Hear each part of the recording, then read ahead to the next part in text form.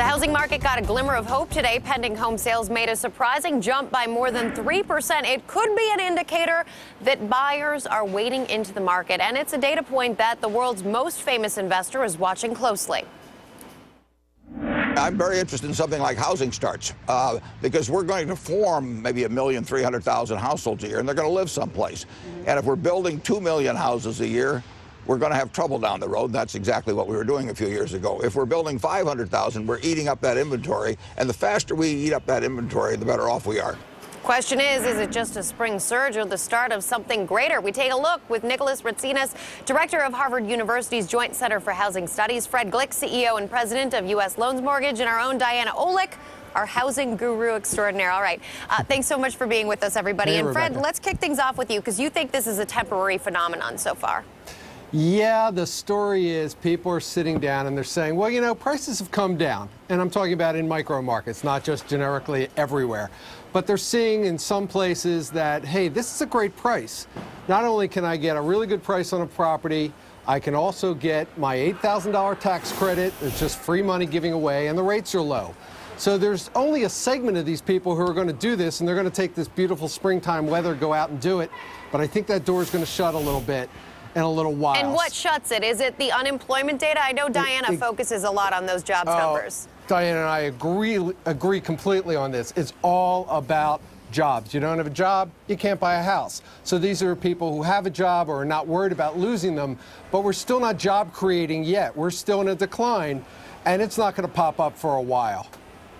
Now, Nicholas, going over to you, I mean, you look at both distressed sales as well as sort of the other category. What's your take on the two different markets? Is there any kind of convergence that we're seeing here? Well, not a convergence. I mean, clearly the market of distressed sales, the market of investors trying to take advantage of lower prices, the market for first-time home buyers who don't worry about selling the home that they already own, that has some glimmers of hope and some glimmers of activity. And indeed, some of the negative news isn't quite as negative as it used to be. But I agree, ultimately, people have to have a job. That doesn't mean that everybody has to be back to work.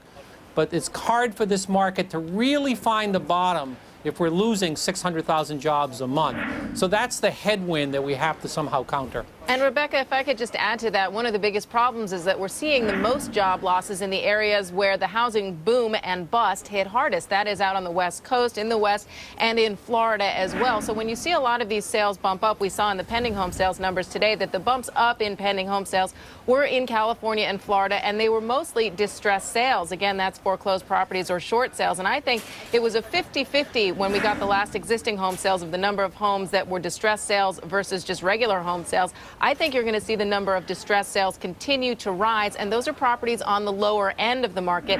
It's not bad to get rid of that inventory. It's a very good thing, but it doesn't represent a real turnaround in the housing market. Fred, it's interesting because you're a mortgage broker and a realtor, and you say that the realtor side of your business is, in fact, busier than the mortgage side of the business. Exactly, because these are the people who I was just talking about here in the Philadelphia area.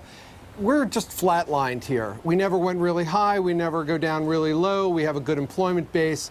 So the people that I'm seeing that are buying property are people who are involved in universities, people who are involved in legal business, people who aren't worried about losing jobs, not working for big companies that are expecting layoffs. And they're finding, again, these prices, the $8,000 tax credit and the low rates appealing. The rates have gone up recently, and there's a lot of different reasons for that. And the criteria for getting a loan is tougher, so you're taking a lot of people out of the market that way. But again, it's going to be for a little bit of time. Even condos are getting tougher to finance. It's just getting tougher and tougher to do the little things. You're taking people out of the market that way, too.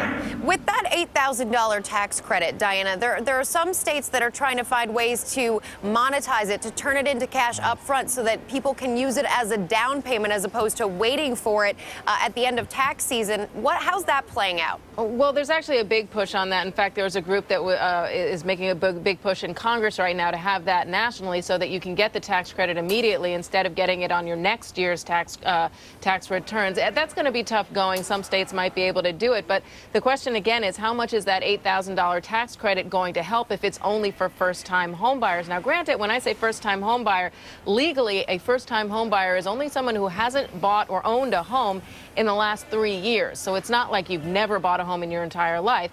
Still, it knocks a lot of folks out of the market, and there's another big push on to get that tax credit for anyone out there. Really want to stimulate housing, give that tax credit to everyone, not just first-time homebuyers. Nicholas, when you're looking at the data points, you say that these next 60 days are going to be particularly critical. Right. This is the spring buying season. I mean, there are some glimmers of good news, as you said at the outset. Mortgage rates for the long-term 30-year fixed-rate mortgage are at historic lows. You do have some governmental incentives. The builders have effectively stopped building, so we're working off that inventory of new homes. The problem is we haven't found a way yet to stem the tide of foreclosures.